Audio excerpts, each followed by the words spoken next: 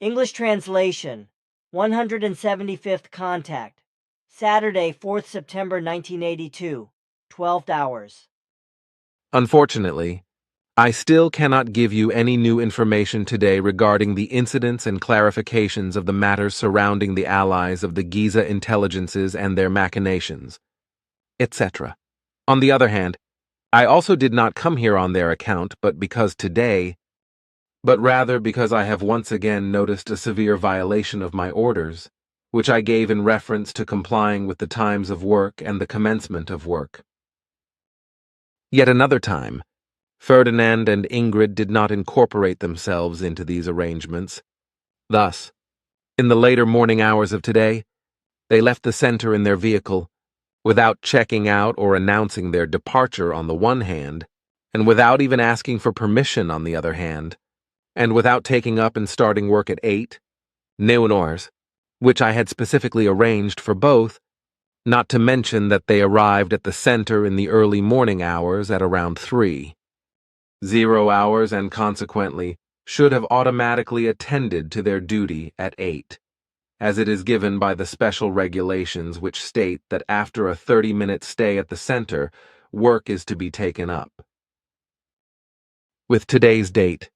they have both contravened this arrangement, with the excuse that they are only ordered to appear at the center on Saturday in each case, and following this, they do not have to take up their duty of work until 13 hours. Nevertheless, they make this assertion against better knowledge, even though the ordinal rules and house rules, as well as the statutes and regulations, are well known to them, whereby at least the house rules state that foreign visitors, as well as group members themselves, have to take up their duty of work and collaboration 30 minutes after their arrival at the center. Now, since Ingrid and Ferdinand arrived at the center in the early morning hours and long before 8, 0 hours, and also spent the night there, as a consequence, the arrangements of the rules, etc., automatically have to be obeyed, referring to the 30-minute period up to the commencement of work. But since the reception of work is not possible in the middle of the night, due to the fact that the leaders and all other co-workers are asleep and at rest, work automatically has to be taken up in the morning when work generally begins, so at 8 hours.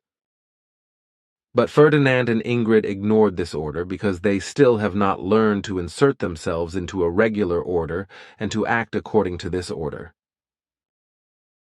They still think that as core group members in the community, they can act according to their own rules and rights, and can just do whatever pleases them.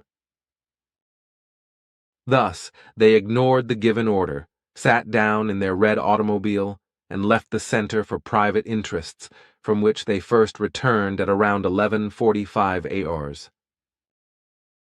Thus, a grossest duty and order were neglected by them, while also a long-term absence from work originated.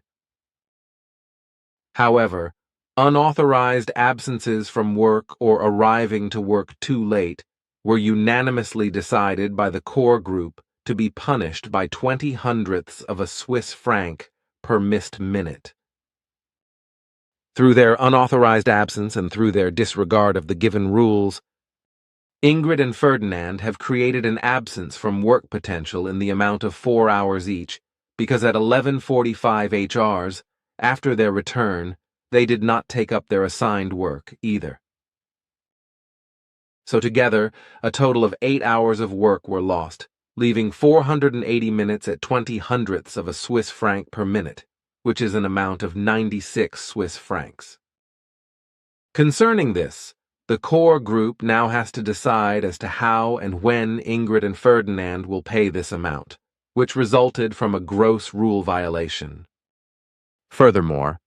I have to explain that Ingrid and Ferdinand have already been warned several times regarding violations of the rules, etc., and ultimately a threat was issued in writing in the sense that they would be excluded from FIGU after the next violation. Despite this, they have now committed another gross violation, which can now no longer be granted any leniency. Both of them must now bear the consequences, and no more apologies and excuses can find their validity. According to the motto, I thought and so on, or I was of the opinion, etc. Thus, concerning Ferdinand and Ingrid, by today's date, it is to be decided by the entire core group, as a result of yet another and now final offense against the interests of Phi Gu and against my personal arrangements.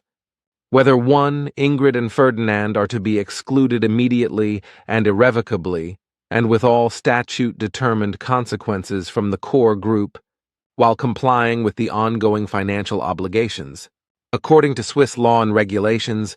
until the end of 1982, in the amount of 300 Swiss francs per month, according to my newest calculation and determination regarding membership fees, or if Ingrid and Ferdinand are to be incorporated into a temporary exclusion with probation for 2 years,